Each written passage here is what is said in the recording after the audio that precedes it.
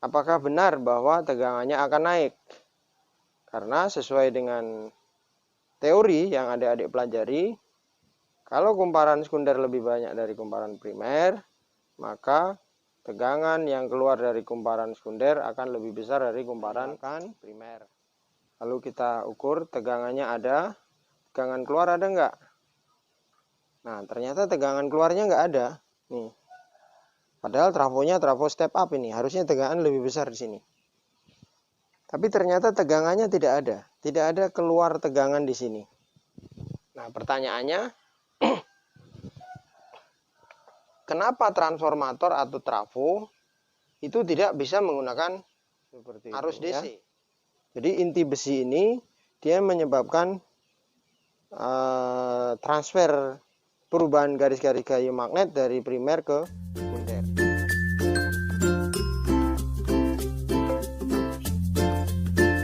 Assalamualaikum warahmatullahi wabarakatuh. Adik-adik pelajar SMA khususnya kelas 12 jurusan IPA.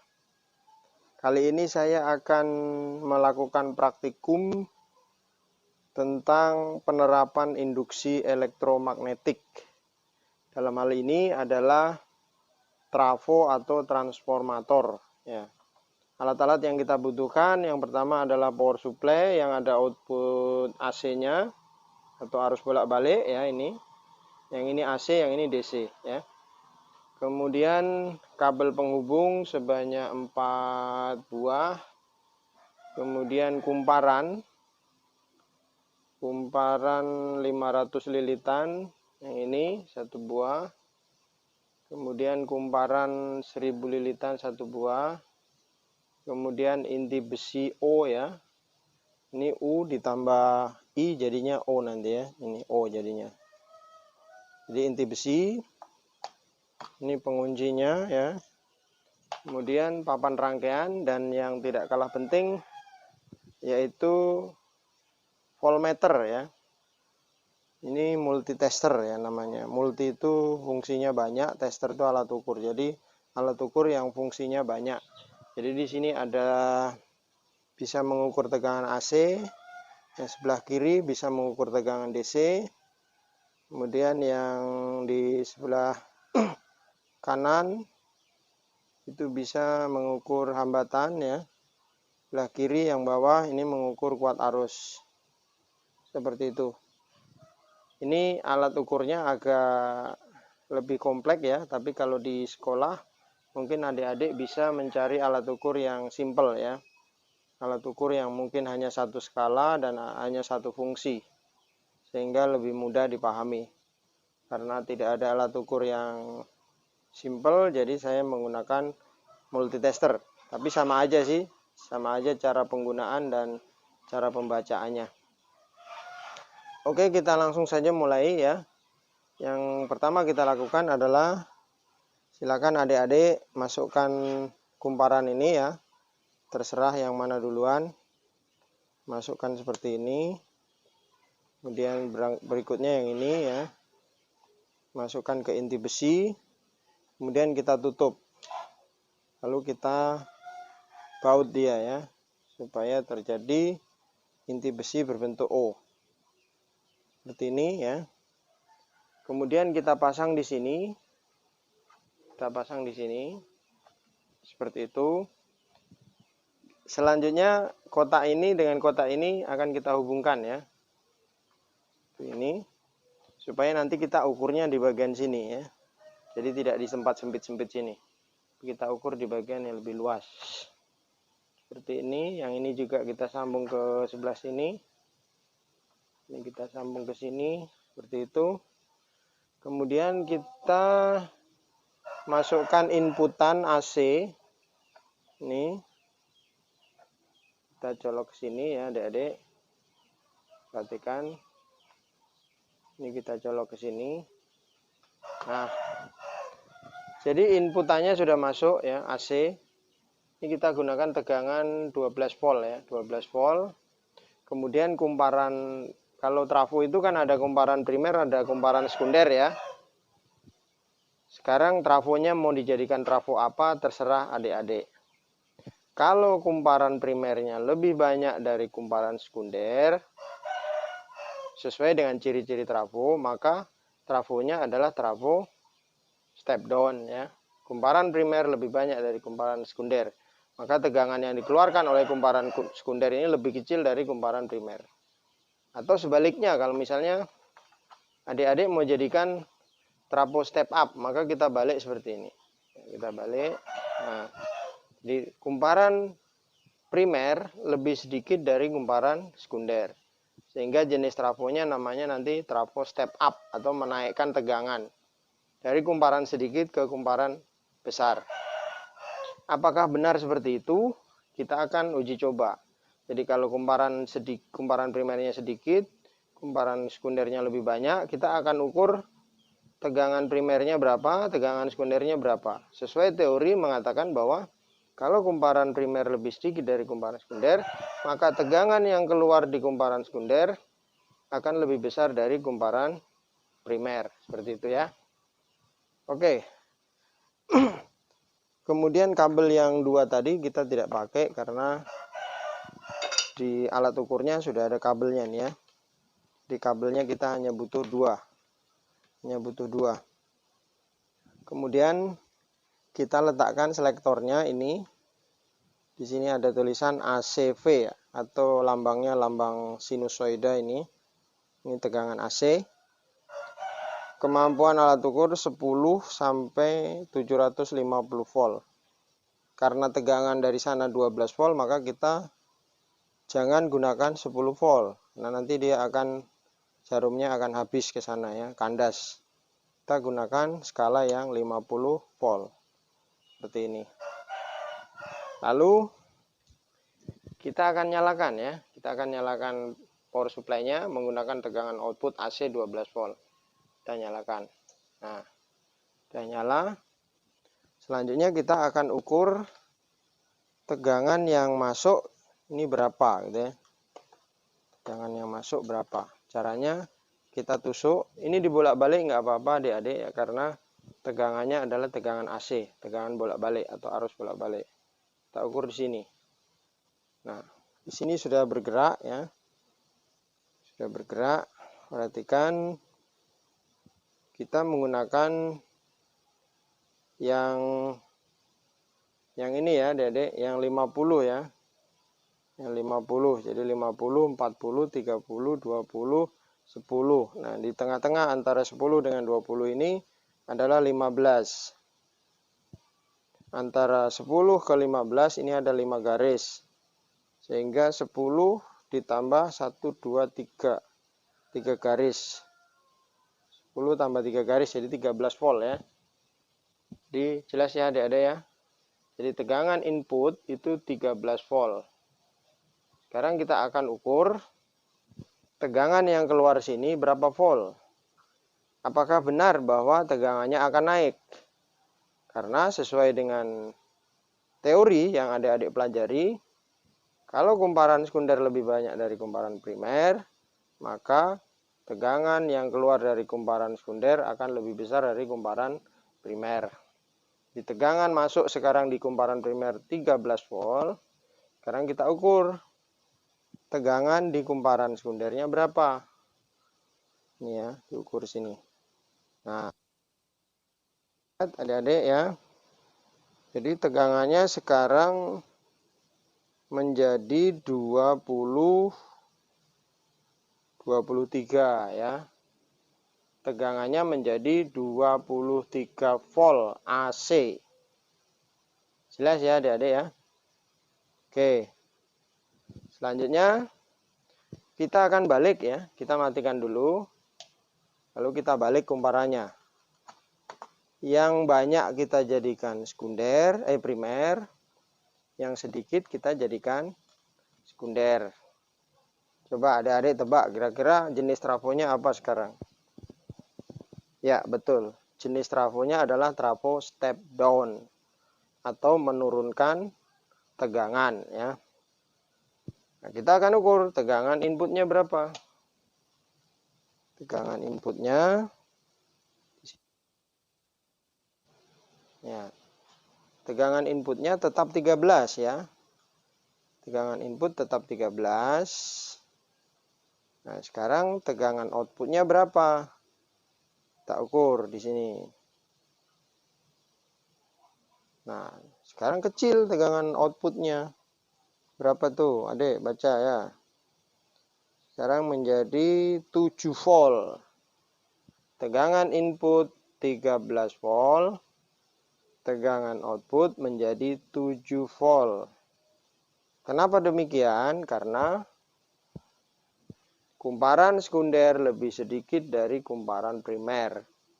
Atau sesuai dengan teori, jenis trafonya adalah trafo step down atau menurunkan tegangan.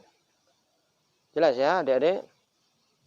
Kita akan coba turunkan tegangannya menjadi 9 ya. Kita ukur lagi di sini, kita bisa turunkan menjadi 10 ini. Ininya jadi 10. Kita ukur. Ya. 9 ya, 9 volt. Keluarnya berapa? Kita ukur. Nah, keluarnya jadi 4. Ya, tegangan masuknya 9 volt, tegangan keluarnya 4. Berarti jenis trafonya step down. Sekarang kita coba. Kita balik lagi. Sekarang jenis trafonya namanya step up ya. Tegangan masuknya 9, tetap 9. Tegangan keluarnya menjadi lewat. Nggak mampu ya. Karena tegangannya naik ya. Nah, tegangannya menjadi 15, 16, 17, 18. Tegangan keluarnya menjadi 18 volt. Jadi tegangan masuk berapa itu? 9 volt. Tegangan keluar menjadi 18 volt. Jenis trafonya namanya trafo step up. Luas penampangnya lebih besar dari kumparan primer. Jadi kumparan primer kawatnya dia lebih kecil, kumparan sekunder kawatnya lebih besar. Sehingga kuat arus yang mengalir di kumparan primer itu lebih kecil dari kuat arus yang mengalir di kumparan sekunder. Jadi adik-adik, selain dipengaruhi oleh banyaknya kumparan, jadi kalau banyaknya kumparan itu mempengaruhi tegangan yang dihasilkan ya. Tapi kalau besar kecilnya penampang kabel atau kawat ini, kawat yang dililit, itu mempengaruhi kuat arus. Jadi kalau kawatnya lebih besar ya penampangnya, maka kuat arusnya menjadi meningkat gitu ya. Jadi kalau sini kecil, sini besar, kuat arusnya di sini misalnya 1 ampere, di sini lebih besar dari 1 ampere. Seperti itu ya. Jadi intinya seperti itu adik-adik, bahwa prinsip kerja dari transformator atau trafo adalah kumparan primer diinduksikan ke kumparan sekunder ya. Nah, sekarang saya akan coba ya menggunakan tegangan DC. Kira-kira bisa nggak gitu ya? Ini saya balik trafonya, trafo step up ya, supaya nampak perbedaannya. Sekarang saya akan gunakan tegangan DC ya. Tegangan DC. Kita pakai tegangannya 9 saja ya. Oke, kita ukur. Sekarang kita ukur pakai DC ya. Ini ya, pakai DC. Sebelah kiri. Kita nyalakan. Lalu kita ukur tegangannya ada. Tegangan keluar ada enggak? Nah, ternyata tegangan keluarnya enggak ada. Nih. Padahal trafonya trafo step up ini. Harusnya tegangan lebih besar di sini. Tapi ternyata tegangannya tidak ada. Tidak ada keluar tegangan di sini. Nah, pertanyaannya, kenapa transformator atau trafo itu tidak bisa menggunakan arus DC? Pertanyaannya itu ya. Kenapa transformator tidak bisa menggunakan tegangan DC atau arus DC? Harus menggunakan arus AC. Ini ya, AC yang di sini ya. Ini AC, arus bolak-balik. Kita pindah ke sini. Nah, kita ukur AC ya, arus bolak-balik. Nah, tegangannya ada 9, tegangan keluarnya enggak mampu, tegangannya besar sekali, naik ya. Jadi tegangan masuknya 9, tegangan keluarnya Itu berapa? 18 ya. Jadi bisa didistribusikan. Jadi tegangan listrik dari primer ke sekunder itu bisa ditransfer.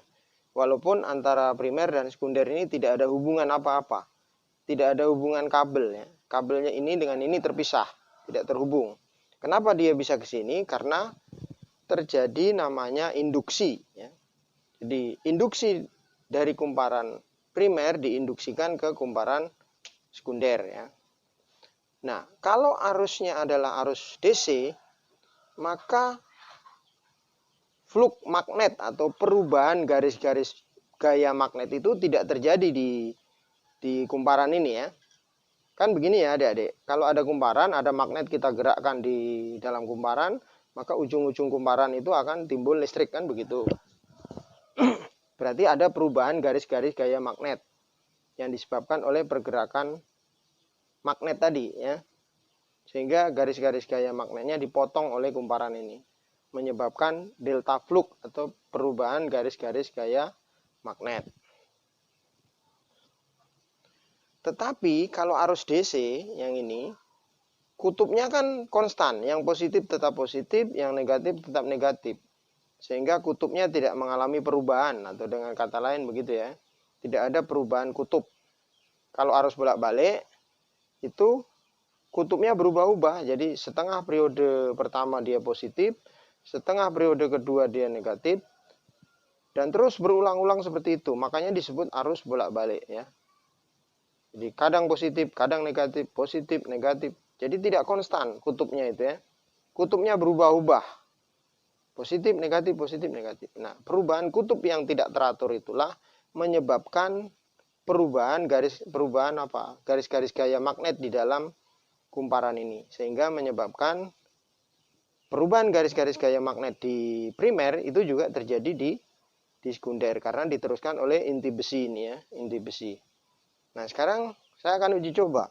Kalau seandainya tutupnya ini kita lepas, apa yang terjadi? Ya. Kalau tutupnya kita lepas, kira-kira apa yang terjadi? Kita nyalakan. Ini pakai tegangan 9 volt ya. Nah, tegangannya tetap 9 volt. Tadi keluarnya biasanya 18 kalau kita tutup ya. Kalau tidak ditutup keluarannya berapa? Kecil adik-adik ya. Kecil sekali keluarnya. Ya. Keluarnya sangat kecil. Yaitu hanya berapa tuh? Kalau ini kan masuknya 9 ya. Keluarannya cuman 7. Beda kan? Kalau kita pasang penutup. Misalnya kita pasang penutup ini ya. Kita pasang penutupnya. Coba diperhatikan jarumnya. Nah, langsung naik dia. Nah, langsung naik. Tegangannya langsung naik. Kalau kita ambil ininya, tegangannya turun.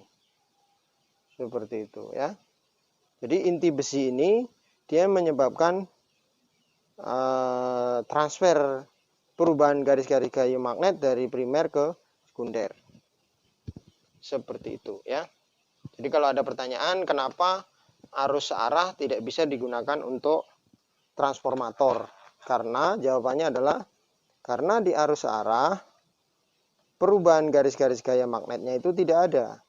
Kenapa? Karena kutubnya konstan. Positif tetap positif, negatif tetap negatif. Sedangkan kalau arus bolak-balik terjadi perubahan kutub secara periodik ya. Jadi kadang positif, kadang negatif, positif, negatif, terus menerus seperti itu. Sehingga menyebabkan perubahan garis-garis gaya magnet. Karena kita tahu bahwa perubahan garis-garis gaya magnet menyebabkan adanya GGL atau gaya gerak listrik, atau bahasa sederhananya adalah tegangan listrik. Seperti itu ya adik-adik ya. Sehingga kalau ada pertanyaan lagi, misalnya kenapa PLN mendistribusikan listrik itu menggunakan arus AC bukan arus DC? Jawabannya adalah kalau menggunakan arus DC, maka tegangan yang ditransfer sejauh berkilo-kilo itu nanti akan turun. Nah, bagaimana cara menaikkan lagi? Kan kesulitan kan? Kenapa kesulitan? Karena tidak ada alat yang mudah untuk menaikkan tegangan yang turun jika tegangannya tegangan DC. Tapi kalau tegangannya AC, misalnya tegangan dikirim pada jarak 10 kilo, kemudian tegangannya turun, tidak sesuai kebutuhan, maka di jarak 10 kilo itu dipasang alat namanya transformator. Fungsinya untuk apa? Ya, untuk menaikkan tegangan. Tegangan yang turun tadi dinaikkan, kemudian dikirim lagi, dinaikkan lagi, dikirim lagi, dinaikkan lagi, pakai alat trafo ini. Tapi trafonya tidak seperti ini, trafonya besar ya. Seperti yang adik-adik lihat di pinggir jalan yang ada tiang listrik, ada dua tiang, ada kotak di atas, itu trafo ya. Fungsinya bisa ada dua, bisa menaikkan tegangan, bisa menurunkan tegangan, tergantung fungsinya mau difungsikan seperti apa. Kalau mau difungsikan sebagai distribusi jarak jauh, maka ya menggunakan trafo, dinaikkan, kirim lagi, naikkan, kirim lagi. Kalau fungsinya mau untuk distribusi ke pelanggan, itu biasanya trafonya masuk 3, keluar 4 gitu ya. 3 itu adalah fase RST, yang 4 itu adalah RST dan negatif.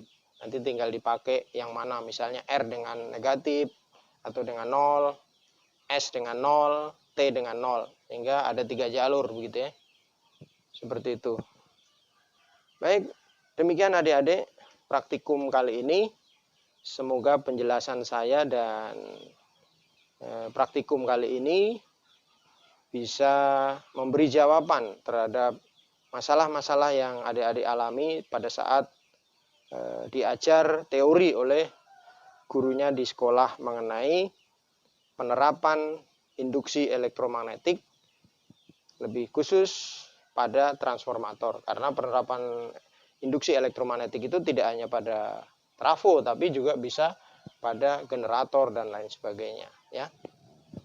Baik, demikian, terima kasih sudah menonton. Jangan lupa di support channelnya agar saya terus membuat video-video pembelajaran yang inovatif dan kreatif.